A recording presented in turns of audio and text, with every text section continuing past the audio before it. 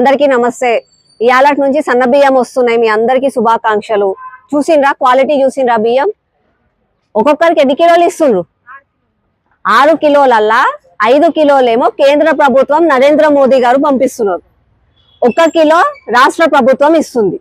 మీ అందరూ కడుపు నిండా ఉండాలి, ఎవరికి కూడా ఆకలితోటి బాధపడొద్దు అని చెప్పి గత 10 సంవత్సరాల నుంచి కూడా ఉచితంగా మీకు ఇంటికి బియ్యం పంపిస్తున్నారు కదా కేంద్ర ప్రభుత్వం నరేంద్ర మోదీ గారు.